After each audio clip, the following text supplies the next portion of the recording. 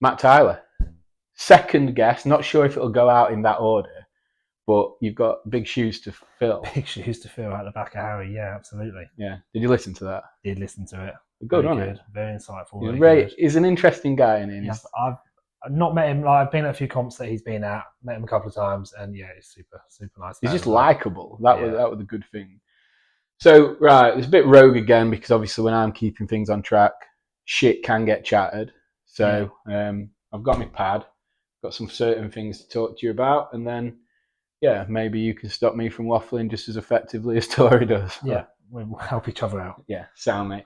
So just to start as well, I want to caveat with the fact that we've been pretty tight for the last 5-6 years. 5-6 years now, yeah. So if there's any back and forth or anything that some people might perceive as mean, you would tell me to shut up. It's actually nothing compared to how we actually talk to each other. But yeah, so that's a nice segue in. So what, 5 years, 6 years as an ambassador? Yeah. Like 2019, I think it was, that you put a post out saying begging for people. Basic. Well, it wasn't like, I can't remember exactly. It wasn't quite like that, but like it was like, oh, these guys look cool. I think when I messaged you, you were in the States. Maybe. Yeah, I went to watch the games. Yeah.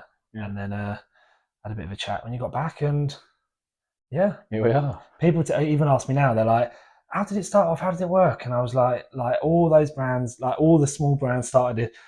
If you get X sales, we'll send you some clothes. And I was like, from day one, it was that conversation, and it's never been like that. Like, it's literally not been like that. I remember receiving packages after packages from you and being like, my code ain't doing this well. Like, absolutely not doing this well at all. And it's just been such a free flowing relationship since then. It has, and like the fact that you're still here and we're still, in our friendship just continues to like blossom. I think it's just like a testament to what we tried to do at the beginning when we looked at how we could get people in. We didn't just want people with the most followers or the best looking, hence why we came to you. We wanted people that we target demographic we had to hit. Yeah, we wanted people that we felt represented our brand, and the fact that you're our longest serving ambassador and you're still here is testament to that. How we did get it right at the start, and we've got people like Yatesy as well, been here since day one, then we've added along the way. But yeah, I think you represent the brand really well, and it's been good for us. Even though you are so far south, that coming up here so this far north is down there, similar to Tommy as well. But yeah, what was the trip up today? It wasn't awful. It was about 4.5. Not too bad then. Yeah, it's just got to get around the M25, and then once you're on the M25, it's like motorway then, isn't it? But easy. Yeah, it's just coming out of the corner. Right, that's housekeeping and boring shit done. Let's talk about you. So, what did you do before CrossFit? A brief overview on that for people that don't know, because it's pretty cool what you did. And then your journey into CrossFit, and then to today. So just life-wise, pre-CrossFit, I was a golf professional for 12 years. I fell out of love with the sport. I used to play rugby as a kid, all the way back to about the age of 4. So I started playing rugby alongside coaching with my golf, and ended up picking up too many injuries and ended up smashing my shoulder up and needing to have some surgery to get that rebuilt.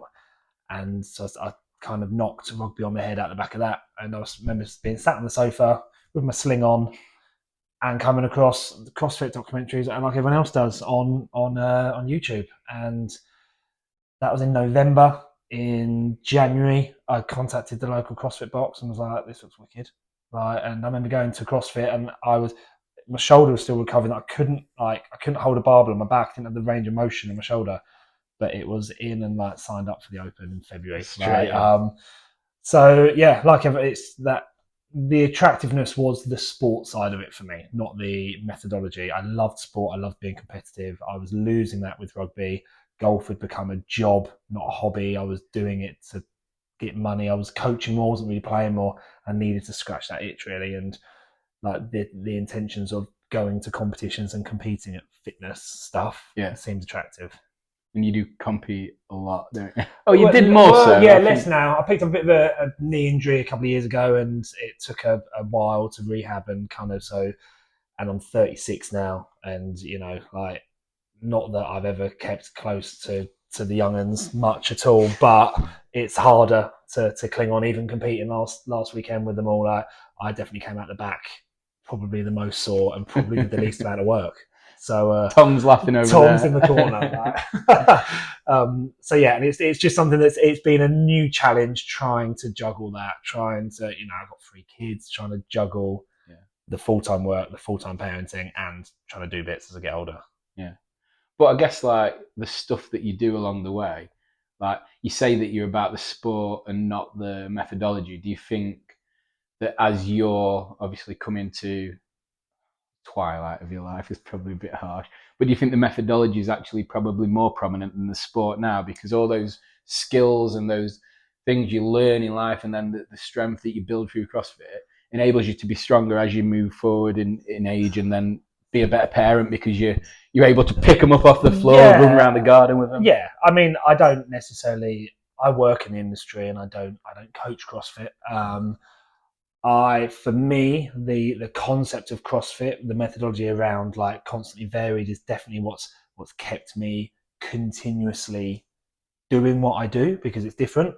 It's different week on week. Although the way I train I don't necessarily train like CrossFit. I'm a bit more repetitive with my training, so it's a little bit more strength and conditioning bias. How's that look then? So just more like most like Mondays will typically be snatching. Like I'll typically be doing a certain style of Metcon, for instance, on a Tuesday. I'll generally be doing an aerobic conditioning piece on a. Don't get me wrong, there's variety to it, but my week is a bit more structured, so I know where I'm going to be. In comparison to when I used to go to a class, I could turn up and have absolutely no idea what we're doing today. And I know there's more structure to their class programming than that, but I found that when I was doing class programming and I was a member of a CrossFit gym, I wasn't progressing in the bits I was shit at, because I wasn't doing enough of them, because it wasn't as linear, it wasn't as repetitive as it needed to be. But if I wasn't competing at CrossFit, there probably would be elements I wouldn't do. I probably wouldn't be doing the higher skill gymnastic stuff, because I do it to try and help me in competition. Would you say you don't enjoy it then? You just do it because it's a necessity? I'm not good at it. Yeah, I'm not very good at it, and I do it to try and ensure I don't come last in the competition. But me doing a handstand walk or doing ring muscle ups, that doesn't necessarily change my quality of life that I have with the kids. But I'm also not sure I could be that bodybuilder that goes into a gym and just does the same hypertrophy split days. So there's pros and cons to both. Yeah, and it's interesting you say that about you don't like the things that you're not good at almost, but that's everyone, isn't it? Yeah, for sure. But turning up and doing them things every day is what sets people apart, because it is shit doing stuff you're rubbish at, isn't it? Thankless task. So my handstand walk-ins improved dramatically over the last 12 weeks because I've just practiced it more. Yeah. It's going to get tested at the BF3 trials at the weekend. I might still stand out that I'm fucking dreadful at it, but I know that it's improved as much as I can improve it. It might just not be good enough, right? And so I don't stress over that because I can't control that element. But it's I don't enjoy doing the bits that make me feel shit, but also that's just reality, right? That's what everyone else does. I think I get that to a point, but also, when you do stuff that you're shit at, even when I do stuff I'm shit at, which is quite a lot of stuff, I love it. Like apart from double unders, fuck them. But I mean, it's that mindset of I'm going to do this, even though it's going to be rubbish. I'm not going to make the immediate progress. I'm not going to get instant gratification, but I'm going to do it. I think the mental win in that is massive, and I love that. But do you But you experience that like day to day anyway, right? You don't. It's not just fitness or skill related stuff. Oh, I don't do anything skill related. But like you just said, like we double up like bits like pull ups, like stuff we've been working on, right? So and it's like they're shit today, but I know that if I stick with this and persevere, but like I think those traits help you cross over to everyday life. But I just think I can probably find lots of things I'm still shit at that doesn't involve a set of rings or me walking on my hands. And talking about, we'll come on to your coaching shortly, because humbling experience for me. I've enlisted your services, and I didn't even know what half the things were. I didn't even know what a fly were. And I certainly found out when I had to go and get the kid fit weights from the project to do 2.5 kg flies and loo raisers. And then the pull up part where I needed so many bands that I couldn't actually go down. I was already up. So the bands but I needed that many to be able to do the movement. So Yeah, I was stuck between a rock and an hard place for a little minute there. I think, but with you, that it's all new. So like from my coaching perspective as well, because although I love CrossFit and the sport of CrossFit and the competition, I have a generic program that helps people to get better at competing at CrossFit. Right? Well, let's stop there then and actually do this justice properly, right, because you are fucking smashing it with this. So talk us through your coaching, your online programming, name, give us everything. So yeah, it's Matt Tyler Coaching. New logo. Not actually launched it yet, but like we better launch it now. That's spunked another load. No, it's like, to be fair, and it's advice out the back of you, but also Tom that I work with as well. Like I needed to get like Matt Tyler Coaching. It has to say what it says. Like it needs to be. People need to know what it is. Me releasing a logo, a symbol. People go, what the fuck's that? Like, but as you know, like I've got guys and athletes that want to wear the shirts or do bits and bobs, and you're like, I don't want it to have to say the full name and address and logo every single time. So little bits just to tighten up. But I launched that. To be fair, I launched it quicker than I wanted to. Back in November last year, I thought I better just secure an Instagram handle. Yeah, I didn't know that if you loads of Matt Tyler coaches out there, aren't there? So I just thought I better just get a handle and like a domain, and I was like, just get that sorted because 2024, I want to get this going, right? Yeah. So I set up the handle, and everyone that I'm already in contact with have just been notified that Matt Tyler's set up a new Instagram handle. Matt Tyler Coaching. So I was like, so I had all these followers that were like coming up out of my contacts, and people messaging me being like, "Oh, you're leaving your job? Are you doing this?" And I was just like, "Fuck!" So I basically had to like, it was quite cool because it kickstarted me into having to get on with it. Yeah. Got a quick tutorial on Canva, managed to put some posts together, managed to get some content together, and I was already working with some people, but managed to kind of condense them into a generic, like as in group program, and that was mainly CrossFit. So that's great. That's almost evolved like Mark 1, Mark 2, Mark 2. I've been able to now cater for more abilities. When I first started off, it was like an avatar, a person, and now it's like, okay, I've kind of figured out how to have a program, but do all the sections to be able to cater for a variety of people. So it's wicked. What are the sections then? What are the options? So it's just based. So you've got the program's called Perform, and that's basically your CrossFit kind of competitor-esque program. And it's just things like when you're looking at the gymnastics element for the day, I've now been able to figure out a way how I can program for someone who is working on the technique of it because they've not got a handstand walk or whatever it may be, but yet not everyone has to do those same drills. Mm-hmm. Like if you've got that movement, there's also an element underneath where you can actually do. We might be working on capacity of that movement. So they're doing either a Metcon or an EMOM or a piece for them. But if you can't do that, you're here working on like your inverted shoulder taps and your bits and bobs. So where before I was either holding some people back who could do more, or I was asking people that couldn't do enough to do too much. So that's purely from me, to be fair, opening my eyes and seeking further help and looking at how other people program. So it's just my development as a coach. So that's the Perform. So that's kind of like a group element. Yeah. And then there's obviously the individual as well. And then I do some one-to-one stuff. And one-to-one is literally one-to-one. So it might be someone who might be CrossFit related. I've got like a pretty strong kind of like power lifter who's trying to improve. Like what was his terms? He wanted to be... His goals are to be functional and fuckable. Those two goals, right? So, you know what? They're pretty good goals. Chickens and boxes. We were just talking before we started. I struggle with goals. You know what? I've just found one. Which one? The first one or the second one? Oh no, definitely want to be functional, mate. So it's like so it's taking guys who are like obviously sort of, but then doing a little bit more. But then someone like yourself, who our goals were a bit more hypertrophy based. Like you smash your C2 bites, you smash your Metcons, you like getting your heart rate high. But what's the style of training you need to do in order to build muscle mass and so like and I enjoy those. But what I found is that I took on too many of those. So what was happening was that I was loving the Perform and the group because that's where my passion goes into like this. And then all of a sudden I was like spinning so many plates with the one-to-ones that it's almost been a blessing and a curse. A couple of people have dropped off and I've not advertised those spots. I'm like, you know what, I'm going to, because I was stopping the amount of content I was putting into it. So, and you'll probably see from my Instagram page, like it's a little bit few and far between. I had loads of good content on like rowing techniques and how to use a C2 rower and ring muscle ups and all this type of stuff that they take time to put together, as you know, with your bits. And when what I haven't got time for that, I end up like, yeah. But what I do half-assing like it. about your Instagram is how it is very reflective of you and how you do things. Because I think there's like everyone's a fucking online coach now, and Yeah. everyone wants to be James Smith PT and wants Yeah. to be edgy and come out with all this shit to go viral.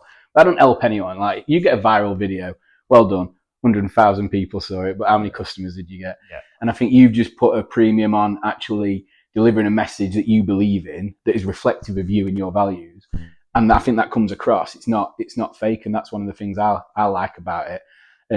But then, yeah, you are sort of hamstrung by that in a sort of way. 'Cause you're not just going to just regurgitate shit content like some people do to be able to have content. Tick a box and make sure I'm So posting. maybe a good way to do that, like, is to like, you know, I know you struggle with days, but just film a shitload of content, get something in your diary for like 2 days, blank slate, film it all, get it done, and then use that content over. That's just. And I know that's and that's just better diary management for myself. Yeah. And then my day-to-day coaching and stuff, that's all changed more recently as well. So then that's kind of new roles and getting to turn, and it's all excuses for sure, but there's just lots of plates that get spun. So it's just making sure that none of you lot, from a client perspective, like a week doesn't go past where you haven't got your programming available. Like that would be my biggest fear. Like, oh, really sorry, I was busy last week. Can you give me another day? Like absolute bullshit. Like that customer service has to be. Yeah, you're on it with that. And like when I had them days where I was like, I'm just not doing it. I'm just not doing it. And I am like committed. I always want to do it. I like, and I don't like making the excuses, but like I caught up, and like I was just so glad when I caught up because like I want to do stuff like that. And what I loved about when I came to you, I was like, right, this is what I want, but I don't want to stop doing any of this stuff that I already probably shouldn't be doing. And you just tailored it specifically, and it's been. Remember, it's your goal. Remember? Yeah, it's your goal. So like you know what you want, and we can add it in.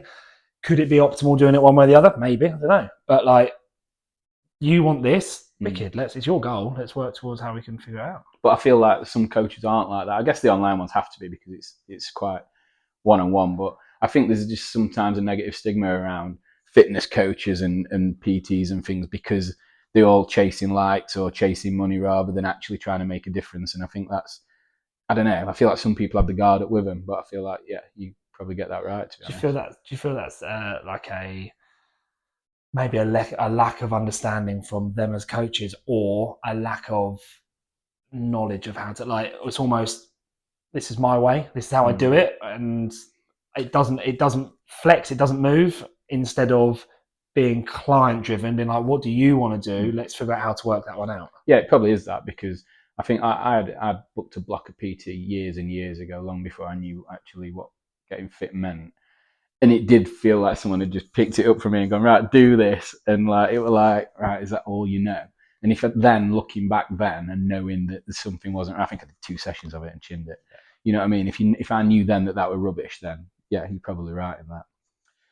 But right, we could talk all day about your coaching because I do enjoy it, and I also like the way you coach the guys as well. You know, like not just the coaching of clients like myself and other people, but when we have a big team come, you're always the voice of reason for the young ones, especially like Joe Early, even though he never listens. But like just your ability to navigate the workouts, strategize them, and that it seems to be they all look to you for that bit of guidance. And I don't even think it's that, as Tom can probably tell, I don't even think it's necessarily the right strategy because whatever I suggest, Joe just goes, "We're going unbroken." Like, but it's. I just feel like it's going in with a bit of a plan with it, and that's just honestly is nothing more than I think age and experience. Like when I was their age, it would have been exactly the same. Just like let's just wing it and see what happens. When now I definitely know that I can't manage that body and fitness a little bit more. Situation. So we'll touch lastly on then the reason you're up here weren't just to come and chat shit with me, was it? And have a Nando's. It was for BF3, British Functional Fitness. Yeah. So yeah, that'd be tomorrow. I know you and Tori have got an argument on days and stuff like that. Yeah, it's tomorrow, all right? Anyone listening, it's tomorrow. But where we are today, it's tomorrow. So that's, tomorrow it's basically 3 workouts. We've already done one of the workouts online, like the endurance one, which absolutely makes sense. They don't want to sit and watch us on rowing machines and C2 bikes. You would have done, but like, you could have got involved as well, to be fair. You probably could have had a pretty good time. So we did that last week back home. And then, 3 more workouts, a strength test, a skill test, and a power test as such. And it's all quite cool because it's all within a time frame. We know that we're there for an hour. We've got these 3 things we're doing within that time frame, which is wicked. Obviously, just for Tom and I, it's a long way. It's a long way north for it. But I think it's wicked. It's going to be something exciting to look forward with. You've got some involvement with it as well. So I think like moving forward, we've got a 4-year deal with BF3 to supply kit to the teams that they're going to send across the world, to the coaches, to the staff. And I had a chat with Harry, who's heading up the board, and I think like his plans are brilliant. He's passionate. He's been passionate about it for a long time. They're bringing it back, and I think it's going to be really good. Hoping to chat to him for an episode of this tomorrow, actually. Back to tomorrow again for the fuckers.